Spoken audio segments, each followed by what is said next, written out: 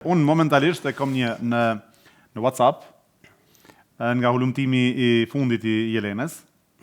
Marash. Ufsim WhatsApp heter för din letzte recherche? Heter öppis? Na del për shembull kushërinë e dytë sipas ADN-s, një shqiptare. Du hast also Cousine zweiten Grades und da ist eine Albanerin. Po, na del një shqiptare me mbiemër Arifaj. Ja, mit dem Nachnamen Arifaj. Që këtu thot Deutschland, jeton në Gjermani, sipas kësaj hulumtimit fundit që ka bërë Jelena, dhe është 30 deri në 39 sipas hulumtimit dhe është kushërinë e dytë. Tani ne nuk e dim a është 100%, po këtu sipas hulumtimeve ADN-s dhe gjitha i del si kushërinë e dytë me mbiemër Arifaj në Gjermani. Mirëpor, unë personalisht kam një lutje në qoftë se dikush din diçka nga historia që po tregon Jelena sonte, një vajzë shqiptare e braktisur 10 ditësh po e quajmë ne, me qenë se skemi diçka 10 deri në 20, në Beograd nga 2 prindër shqiptar, që sot kjo po i kërkon, dhe në qoftë se dikush din nga historia e Jelenës diçka me na ndihmu me gjetë prindrit e saj biologjik, nëse jo prindrit që ndoshta edhe janë vjetër, ndoshta si jetojnë më, familjar.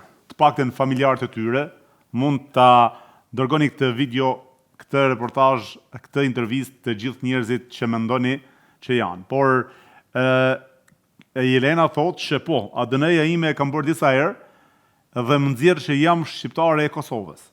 As e Maqedonisë, as e Shqipërisë, por e Kosovës. E kështu që ADN-ja 100% nga prindrit biologjik është nga Kosova. Tash, se si mund ta bëjmë këtë kërkim për me gjetë tamam, nuk e di. Por patjetër kam besim në këtë intervistë që diçka do hulumtojmë. Edhe në qoftë se gjejmë diçka, na kontaktoni ose në redaksinë tonë zyrtare që na gjeni në email, folshipshow@gmail.com, ose në WhatsAppin e numrit që del që e nxjerr tash i diamanti këtu, ja po i nxjerr të marketingut që janë këtu, s'ka rëndësi, mundeni me na shkrujt edhe për historinë e Jelenës, ju lutem, në WhatsApp numrit telefonit, edhe në email, kush ka njohuri apo din diçka që Jelena është pjesë e gjakut juaj, apo të familjes tuaj, ja ku keni Jelenën që t'ja gjejmë familjen e saj. Jelena nuk ka dëshirë diçka për të ndryshuar jetën e saj, kjo jeton e lumtur, ka fëmijët e vet, punën e vet, bashkëshortin e vet, thjesht don me ditë kush është familja e saj, gjaku i saj, sepse kur themi ne se gjaku nuk bëhet ujë, kjo është ajo shprehja që e vërteton.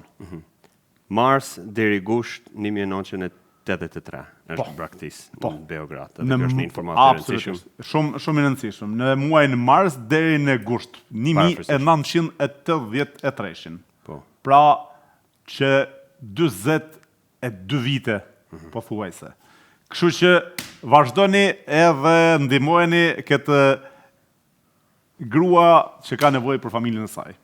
Sepse është punë edhe fisnike. Kjo kishte ditë marrësh edhe mos me kërku hiç, mos me prish jetën e saj, rahatinë e saj, është në rregull të punu, por ka vendosë, ka bërë publike, pa e marrë parasysh se kush është bashkëshorti, kush është familja, kush e ka rrit, kush e ka adoptu. Kjo don prindin biologjik.